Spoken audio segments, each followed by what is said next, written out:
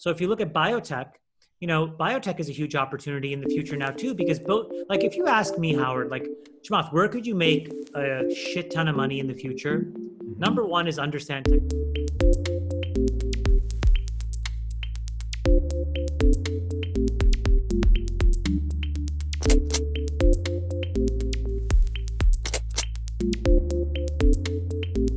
I think when you've set that, that's why we're growing faster than ever.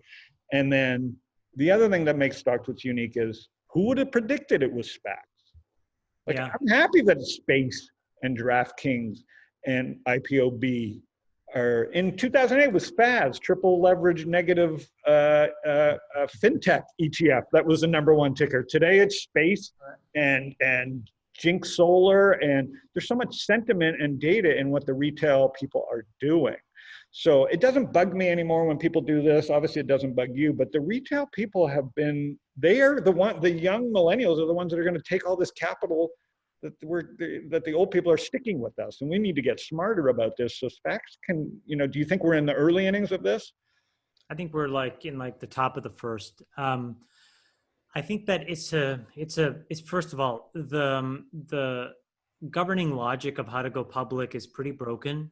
Yeah. I think that, the traditional IPO model is pretty busted especially for a high growth tech business for really, there's a bunch of mechanical things that are wrong, like the way the pricing is done.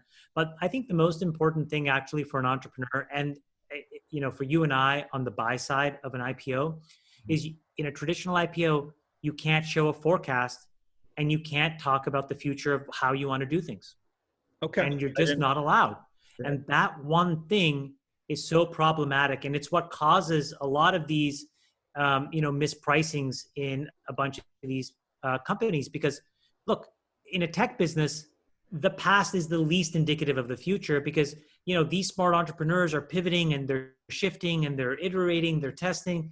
And so pinning somebody from what happened 18 months ago or 24 months ago in a business where, you're turning the business over every year makes no sense. Yeah. And so just at a minimum, the traditional IPO is kind of, I think, broken for tech businesses. I think they're fine for traditional cash flow businesses that are highly predictive because of the past. Mm-hmm. But for tech companies, it doesn't work. And then it's also pretty terrible for concept bets. So if you look at biotech, biotech is a huge opportunity in the future now too, because both, if you ask me, Howard, Chamath, where could you make a shit ton of money in the future? Mm-hmm. Number one is understand technology. Number two is understand biotech. Now, biotech is much harder, but why those two? Because most of the innovations in technology now sit on top of three fundamental things that didn't exist 10 years ago, or really 15 years ago. AWS, and then, all of its copycats, mm-hmm. iOS and Android. Those are the only three things that really matter. And with that, you have every single great company, whether it's Snowflake to Twilio to Facebook to Instagram to TikTok, all sit on top of these three abstractions, right? So it created an ecosystem that is just enormous, measured in the trillions of dollars. Mm-hmm. Well, if you wind the clock back, biotech is actually at the same part of the curve now. You have delivery things like CAR-T, you have implementation mechanisms like CRISPR. That's biotech's version of iOS, Android, AWS. So my point is, that's cool. If you had to figure out 2 or 3 areas that are just going to skew positively and generate huge alpha, mm-hmm. those are two. Now, those are two obvious areas that are not well suited for traditional buy side, for traditional backwards-based forecasting.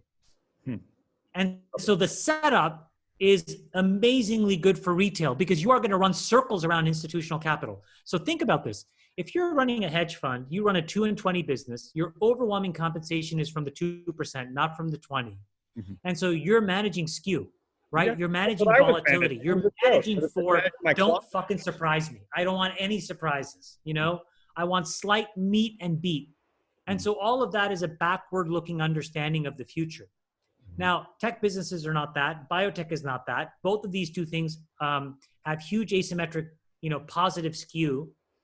And so there'll always be discontinuities. And so if you can have, for example, if you look in Tesla, Howard, I don't know if you spend time in the Tesla community and Twitter, they're the smartest people.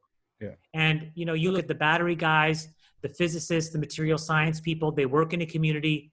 You get to ground truth on Tesla. I got to ground truth on Tesla in 2016 from those folks.